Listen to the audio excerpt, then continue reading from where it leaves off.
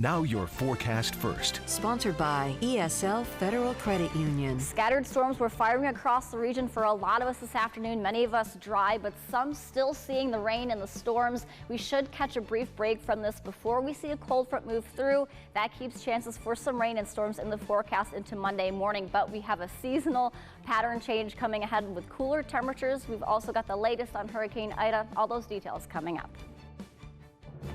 From the team you can trust, this is News 8 at 6.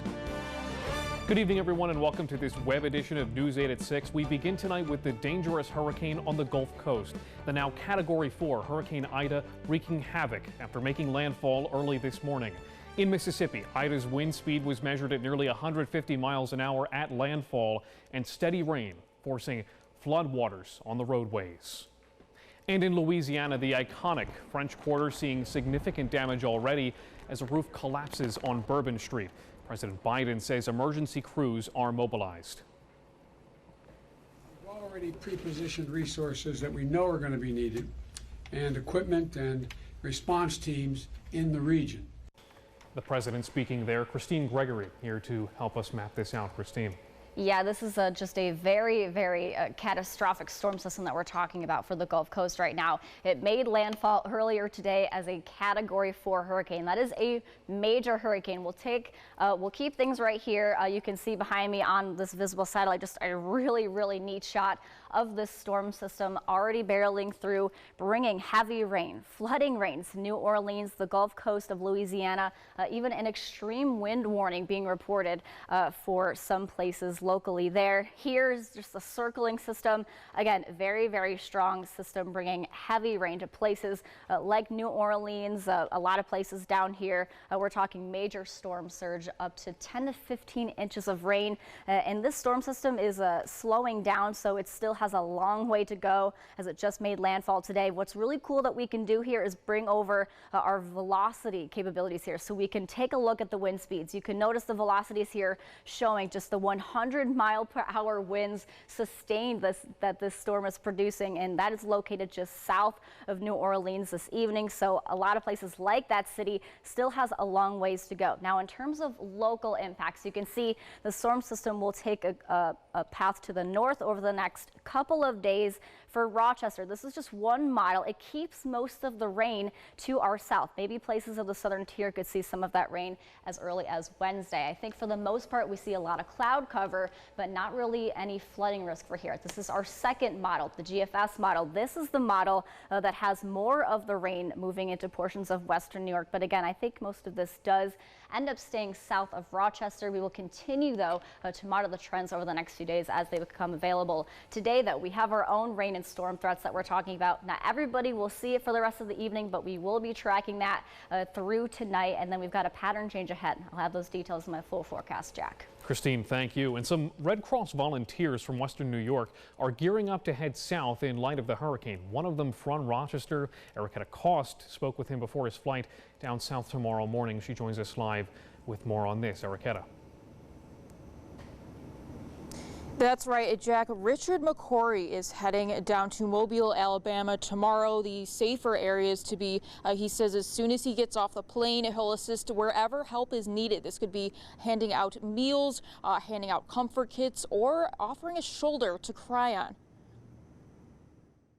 Richard McCory has been volunteering since 2016, and he's seen a lot: hurricanes, shootings, and mass casualty incidents like the recent building collapse in Florida. His job, to provide emotional support and prayer to those facing the most challenging times in their lives. We're a presence to people. Some of them might be laughing and joking, which seems kind of strange, but nevertheless that can happen. They can be quiet, off by themselves. About 600 Red Cross volunteers nationwide are heading down south to assist in the Hurricane Ida crisis. McCory says as soon as he gets off the plane, it's straight to the shelters. Generally, I just walk around and talk to people, see who needs that compassionate shoulder, that listening ear to help them through this difficult time. It's not just about emotional support, but shelter and food. Besides people, we also move cots, and ready-to-eat meals and comfort kits that we provide to people when they come into our shelters.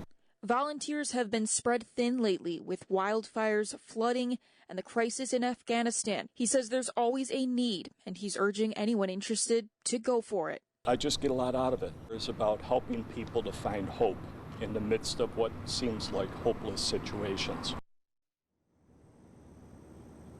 McCory says they sign on for a 2-week commitment. However, that can be extended depending on the situation. He says Red Cross volunteers remain on ground, not just in the beginning and the during of the crisis, but weeks that follow as well.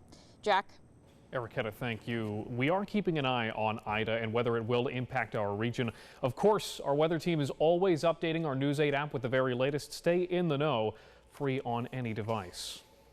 Today, President Biden met with the families of the 13 United States troops killed in the suicide attack near the Kabul airport. Their remains arriving at Dover Air Force Base. Biden stood with the families as the dignified transfer of remains unfolded, a military ritual for those killed in foreign combat.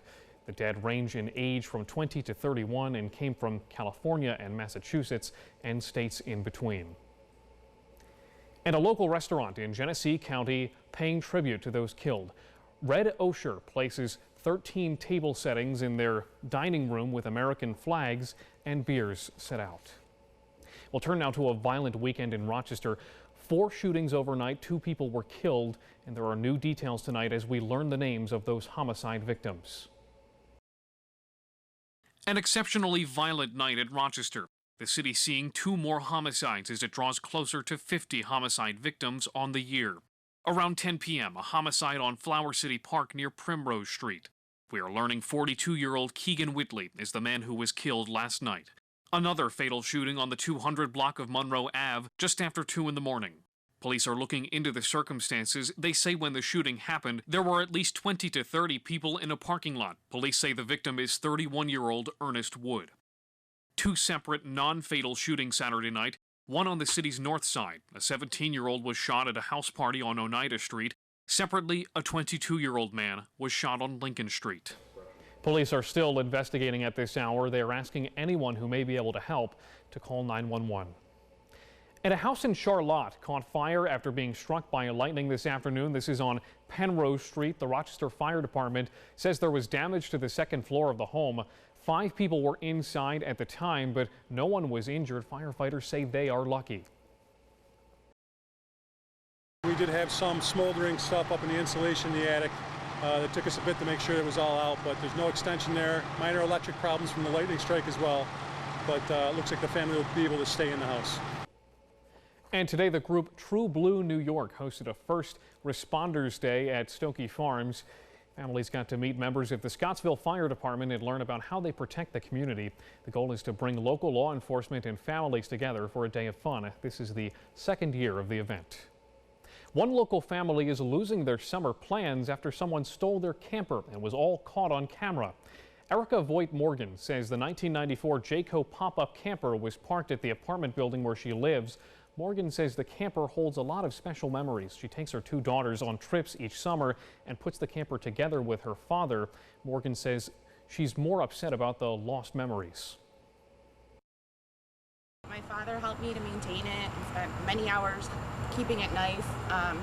It's just really sad that we've lost all those memories. It's not the money so much for me, it's the memories. My girls and I, we love to do this, and it makes me sad that someone would steal something that means so much to us, just with malicious intent. Morgan is asking anyone in Monroe County to keep an eye out for the camper. License plate BN13793 and the dark Jeep that may have been involved. Christine Gregory joining us again for the weather here at home. And Christine, we had those heavy thunderstorms roll through this afternoon. Yeah, a little bit of a stormy afternoon for here in western New York. You can see not all of us are seeing them right now. Our live camera in Rochester showing some blue sky popping up on this Sunday evening. Just a few clouds. A lot of us now pretty much done with the storms, at least for now, but there are some areas still dealing with some of that heavy rain and lightning that a lot of us did see, especially for places like south of Rochester today. We'll take a little zoom in here. Here's the latest storm that we have moving through. This is producing some heavy rain and lightning for places like southeast Ontario County into Yates as well. So Benton, you're in the middle of that heavy rain right now, taking you more to the south of Yates County. Jerusalem, just southeast of Italy, just seeing this rain, light to moderate, falling right now. But this storm is on its way out of our viewing area. You can see the latest with this. Places like Romulus and Ovid, over the next 10 minutes or so, you will get this storm, but this is right on the edge of our viewing area. Most of us right now are dry. And some of the storms from earlier did actually produce some thunderstorm wind damage for places like Yates County, trees and wires down. So a lot of these storms did mean business, but for now, I think we will see a little bit of a quiet lull. We're right in the middle of our warm front now, which is keeping things warm, and we'll keep those chances for a few passing showers and storms in there. Right now, we do have a cold front that we're still waiting to pass through, but the timing of this, I think, is going to really limit the severe weather threat. Still, we're still waiting for a few showers and maybe even some thunder to roll through the overnight on our Monday. Temperatures right now, again, we're very, very warm and humid, right around that 80-degree mark, especially as that sun pops up. I think we could still tack on a couple of degrees for this evening. We're in the 70s elsewhere. The humidity, though, that's been the story all weekend long, will eventually come to an end. Once we get that cold front moving through Monday into Tuesday, we've got a significant drop in dew points that will be much more comfortable, and even temperatures too will be a lot lower than what we have been. So here's future view right now. You can see scattered showers and storms will fade off, I think, over the next few hours. We'll catch a dry break here in western New York, but as this cold front does roll through, I think more towards 11 o'clock, midnight tonight, overnight into Monday, still could produce some of that heavy rain and maybe even some thunder too, but the severe threat is relatively low. By Monday, we'll have temperatures back right around 80. The humidity will be dropping, maybe just a few scattered sprinkles and showers in the early part of the day Monday, but the rest of the day after that, I think, features some decent sunshine, some nice dry time, and then temperatures will be a lot more comfortable. Now, again, the question remains, will Hurricane Ida impact us here in western New York? I think at the moment it looks like we've got additional cloud cover, especially Wednesday. Notice the drop in temperatures into the low to mid 70s for next week. That's a pretty decent drop from what we have been.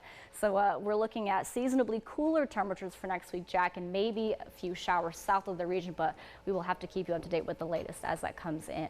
Christine, thank you. That's all for News 8 at 6. This web edition, we're back on television at 11 o'clock. See you then. Have a great evening. Follow News 8 wherever you are on RochesterFirst.com, Facebook, Twitter, and on our app for news and weather.